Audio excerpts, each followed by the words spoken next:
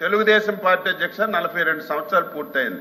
ఈ పార్టీ ఎన్నికల వరకే రాజకీయాలు, ఎన్నికల తరువాత పేదవాడి అభివృద్ధి, రాష్ట్ర అభివృద్ధి ధ్యేయంగా పనిచేస్తున్నాం. మీరు కూడా లాస్ట్ 5 ఇయర్స్ అధ్యక్ష ఏం చేశారు ఒకసారి సీనియర్ మంత్రిగా బొత్స సత్యబాబు గారు ఒకసారి తెలుసుకోవాలి. మేము కట్టినీళ్ళకి రంగులు వేసుకున్నారు, బిల్డింగ్లకు రంగులు వేసుకున్నారు, అన్ని ఎవరు పార్టీ తరఫున పనిచేశారో ఒకసారి గుర్తు చేసుకోవాలి.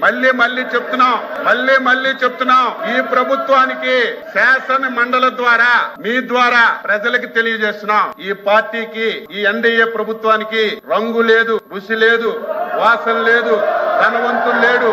ఈ పార్టీకి, ఈ ప్రభుత్వానికి క్రైటీరియా అధ్యక్ష, క్రైటీరియా పేదవాడే క్రైటీరియా.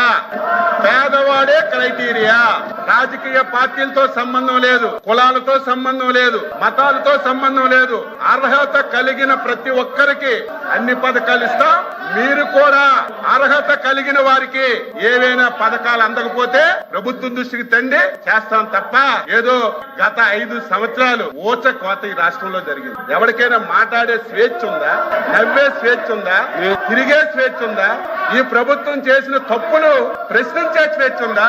ఈ రోజు మీకు ప్రజాస్వామ్య పాలన వచ్చింది. మీరు అధికారం వచ్చిన 6 రోజుల నుంచి 7 రోజుల నుంచి ప్రజల్లోకి వెళ్తున్నారంటే దట్ ఈజ్ ప్రజాస్వామ్య ప్రభుత్వం ఇది. మీరు 5 సంవత్సరాలు మేము ఏదైనా కార్యక్రమంకి వెళ్తామంటే 5వ గంటకే, ఏకోజామున 5వ గంటకే పోలీసులు వచ్చి గేట్లకు తాళాలి. కారెక్కితే అరెస్టులు, ఎవరైనా మాట్లాడితే కేసులు, ప్రభుత్వాన్ని విమర్శిస్తే తప్పుడు కేసులు ఇటు జైల్లో పెట్టడం, ఇంకా మాట్లాడితే ఆస్తులు ధ్వంసం చేయడం. ఇవన్నీ 5 సంవత్సరాలు కళ్ళతో మేము అందరం ఈ రాష్ట్రంలో చూసాం. మేము ఈ రోజు స్వేచ్ఛగా మీరు వెళ్ళండి, ప్రజాస్వామ్యబద్ధంగా మీ పరిపాలన మేము చేస్తున్నామని మీకు స్వేచ్ఛనిచ్చి మాట్లాడిస్తున్నటువంటి ముఖ్యమంత్రి అధ్యక్ష చంద్రబాబు నాయుడు గారు ఈ రోజు మళ్ళీ చెప్తున్నాం, ఈ ప్రభుత్వానికి, ఎన్డీఏ ప్రభుత్వానికి పేదరికమే క్రైటీరియా.